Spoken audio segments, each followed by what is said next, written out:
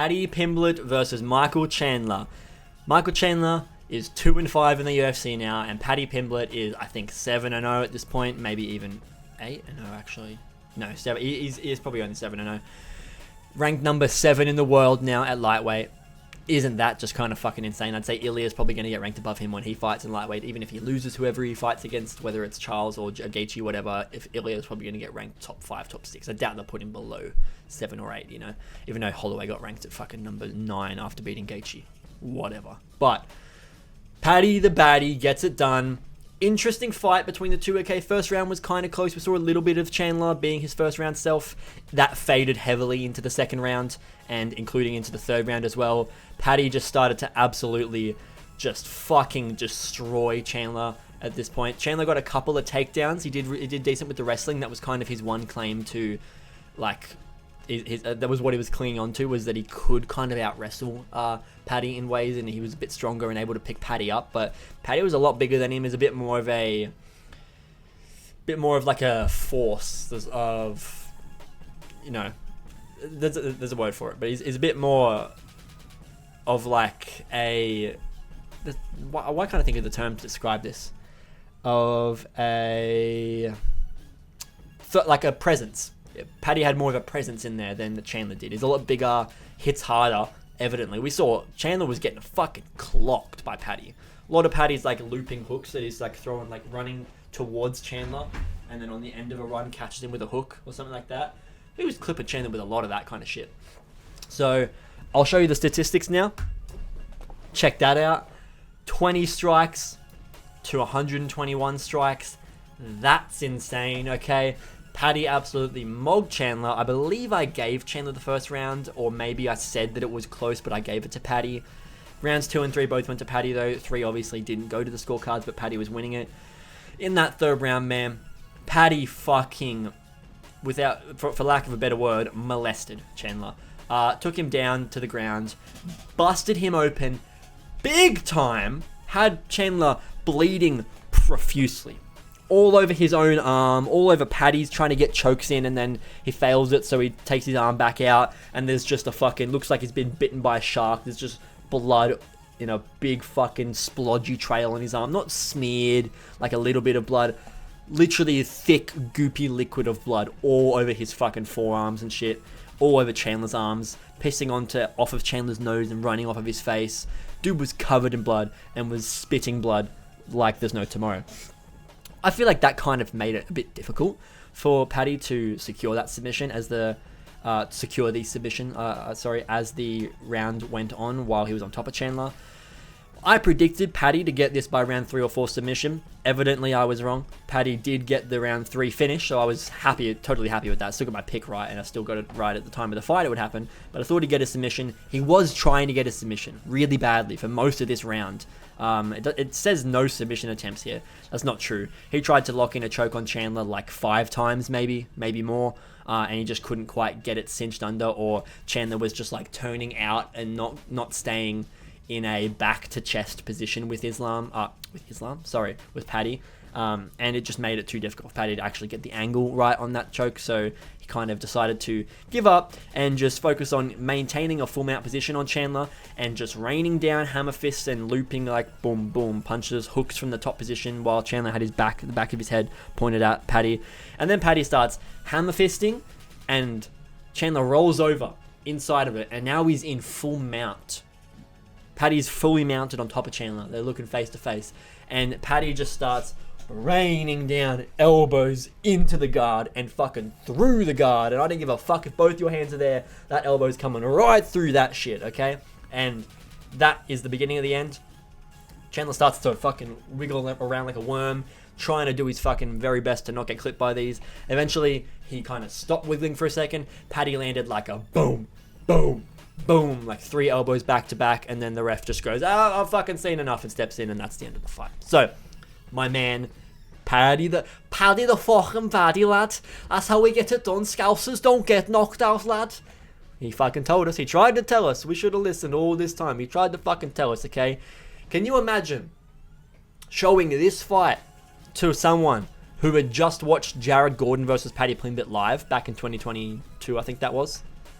Imagine you just finished watching Jared Gordon, Paddy Pimblett, and you're like, what a robbery, shit contender, guy got fraud checked, didn't get given the loss even though he should have got given the loss, this sucks.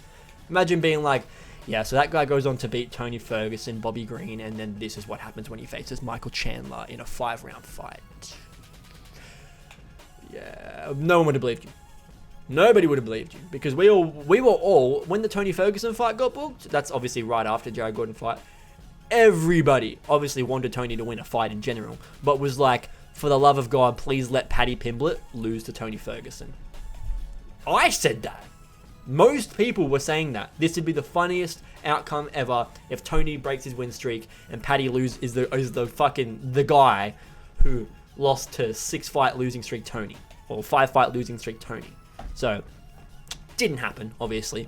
And Paddy is a bit of a god.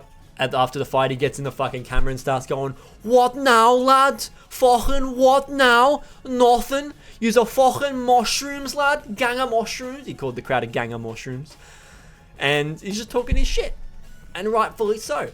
Because he just mogged Chandler for two and a half rounds. Obviously, first round's a bit close, but second and third round, mogged the shit out of him. Like I just showed you in the numbers. 20 strikes to 121 strikes. Even if that's total strikes, obviously. So a lot of those might be ground and pound. If you want to ignore that, it's 11 to fucking 80. Do you understand how fucking mental that is? That it's 11 to 80. Unheard of. Oh, I missed. Unheard of. Unfathomable. Unless you watched it live and you got to see it happen. If someone just showed you the numbers, you'd be like, "Get fuck, this is what happened in this fight." What do you mean 20 to 120? Are you cooked? Are you cooked? Do you know who Paddy is? Do you know who Chandler is? They're both good. They're not both that good and bad. Yeah, they are.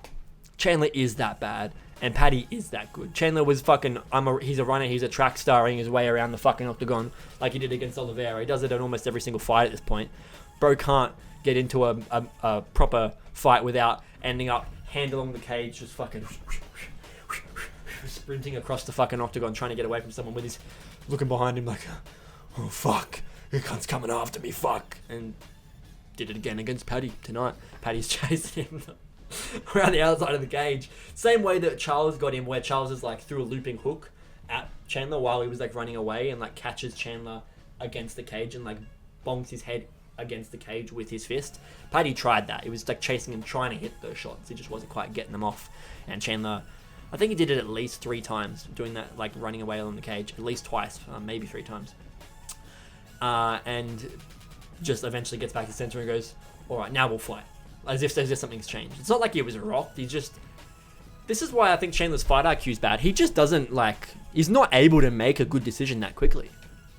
That's what I think it is, because he wasn't that hurt by Paddy when he was doing that running away. Obviously, he's getting teed off on. He's getting clipped by punches, and he's losing that exchange and that flurry of combination or whatever. But it's not like he's been rocked and he's like, "Oh, fuck, okay, I better fucking turn and run, brother." No. It's like, "Oh, I'm getting tapped. Oh, God, okay, I'm having to be fucking ridiculous with my defense. All right, let's get the fuck out of here." Zoom, fucking takes off. For what? For what? You just don't have the IQ, the fight IQ, to make the decisions in the moment against the cage or whatever, or during a combination or a fucking brawly exchange. If Michael Chandler can't, if he can't do that, if that's not a viable answer, he runs around the side of the cage because he has to. Because if he can't throw those big punches like that and have it work as a backup plan, he doesn't have the time to think in an exchange like that, and his fight IQ is not good enough to make a decision like that. I'm making this up now. Like this, I'm not making it up. I'm saying this now. This isn't something that I've said before. But after watching tonight, this is the conclusion I've come to about Michael Chandler. I just think that the reason he makes these dumb decisions and runs away is because he doesn't have the fight IQ to be fast enough to make a decision in that moment. And so he thinks, "I'm better off just running and not getting stuck in this position here and having to make a bad call and go for some kind of counter or whatever that I didn't properly think about before I did." Which, if he is that dumb, then that's a smart thing to do. The smartest thing a dumb person can do is acknowledge that they're dumb. So I will give him that. I'll give him that. But Paddy the fucking baddie is here. I want to see him against either Gaethje or Oliveira. He called out Oliveira. I think that's an incredibly good fight. Oliveira needs one more fight to get a title shot, to justify a title shot. And I think if he is to go down, fight Paddy, and beat Paddy, you definitely give Oliveira a title shot again. Paddy, if he gets a win over Gaethje or Oliveira, I think those are the only 2 fights to make. Poirier doesn't make sense. He's retiring. Arman doesn't have to fight down that far. Dan Hooker could, but it's not the most hype-filled fight, and Dan Hooker's got other opponents up in the top 5 that make a bit more sense for him style-wise. So I think Gaethje, and there's also Gamrot. You could do Gamrot versus Paddy. Paddy versus Gamrot's a pretty fucking good fight, but I don't know if they will book that, and he doesn't gain much. I think Gamrot is 6. So Paddy's 7, and I believe Gamrot is 6. Let's really quickly check that. Ready? It would appear that in the lightweight rankings... No, Gamrot's 8. Paddy's above Gamrot now, so that fight doesn't even make sense, yeah. So, Max doesn't make sense because he's probably fighting someone else. It wouldn't be a bad fight, but it doesn't make sense for Max. Oliveira makes sense. Arman doesn't make sense. He basically deserves a title shot or a number 1 contender fight that's not against a lower ranked guy. Gaethje makes sense. Gaethje needs a number 1 contender fight, and he also needs to be fighting this area. You know, it's not like he deserves a jump up kind of thing. Holloway deserves a pretty big fight. Maybe not number 1 contender necessarily. Well, not number 1 contender actually. But he's probably fighting Poirier or Hooker or Charles. That's going to be my guess. And Poirier's retiring. That doesn't make sense to give him that fight. And Hooker, you could do Hooker versus Pimblett, but I just don't think it's the fight to make. Just style-wise, career, like where they are in their career-wise, it's not the biggest thing to do. You know, you kind of want to keep these 2 surging prospects both with the capability of getting to the top, rather than just having them kill each other off and then leaving these fucking top 5 the same as we have in the last fucking 5 years with Oliveira, Gaethje, and Poirier always being in the top and never fighting anyone else. So let's get Oliveira or Gaethje to fight down, fight against Paddy, who is now going to be ranked number 7 in the division, and then we'll be fucking good from there. So that's what I reckon. I think Chandler should be fighting. Who did I say Chandler needs to fight? I think Chandler needs to fight an unranked person. To be honest, to be completely fucking honest with you, like, you know, they were saying to book Mauricio Hufi versus Benil Dariush. I think you do fucking Chandler versus Hufi at this point. You know what I mean? If you're going to give Hufi a top 10 fight instead of a top 15 fight, do Chandler. He's on a fucking 3-fight skid. He doesn't deserve to be given like a Moicano or a Gamrot or a Fiziev. Well, actually, Fiziev just got booked against Ignacio Bahamondes. But yeah, it's weird. It's a weird one to me. But we'll see. We'll see what happens, eh? But let me know what you guys thought in the comments below. This was a banger fight. Thank you guys for being here. I hope you did enjoy. I'll see you guys all in the next Mixed Martial Arts video. Goodbye.